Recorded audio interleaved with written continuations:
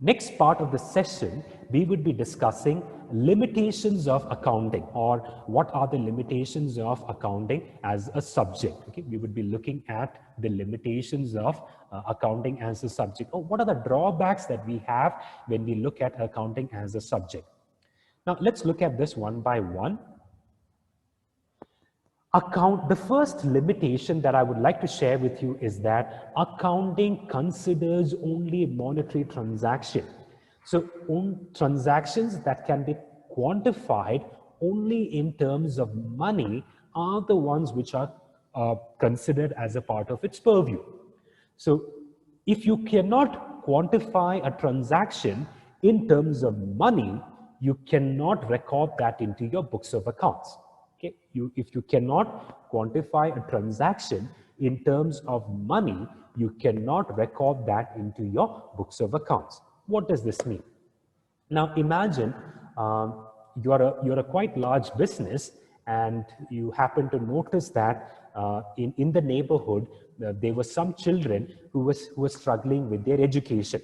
So you felt out of your goodwill, out of your charity, out of your noble cause, you decide to help them out. Now, you had some level of sympathy for them. You had some kind of empathy for them. You felt sorry for their condition. That's why you have gone ahead and you have helped them out. Okay. Now, a part of this transaction, the part where you are helping them in terms of money is what you can record into your books of accounts. You know, but all that sympathy, empathy, all that goodwill, all that sorry feeling that you had, that you cannot record in terms of into your books of accounts. You cannot tomorrow go and justify, I felt a lot of sympathy for those children. That's the reason why I went about, helping them out. Okay. So only transactions that can be quantified in terms of money are considered into the books of accounts. Next limitation of accounting is that accounting is historical in nature. Okay, accounting is historical in nature. So remember, I told you, you have to record, someone has to record the transactions in the books of accounts in a systematic way. But you would be able to record the transaction into your books of accounts only once it has taken place.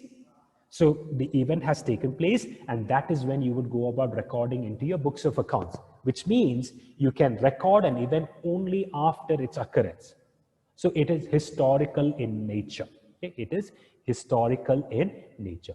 Next limitation of accounting is that you don't have any global practices or policies in place. Okay? You do not have any global practices or policies in place. Now, what does this mean? There is some degree of differences between the accounting practices that are carried out across different countries. Okay? There are some differences in the degree of accounting practices that are carried out in different countries. So here's an example. In USA, the financial year the financial year is from 1st of Jan till 31st of December. But in India, the accounting practice is financial year is from 1st of April till 31st March. Okay, so there's a difference even in our accounting period, right? So likewise, there are some changes with respect to the accounting practices that are carried out. Now, there are some efforts that have been taken to redress this problem. That's the reason why we have the concept of IFRS, International Financial Reporting Standards, which hopes to address this drawback. Then the next limitation is that limited scope for future assessments. So using accounting, it is fairly difficult for us to gauge or take judgments or take or analyze or gauge the future. It is quite difficult for us to take assessments with respect to the future. So this is another limitation of accounting. So 4 major limitations that I would like to share with you. First limitation is that it considers monetary transaction. Second is that it considers it is historical in nature. Third limitation, you only have, there are no global practices or policies in place. Then limited scope for future assessment. So these are 4 major limitations that I would like to share with you. today.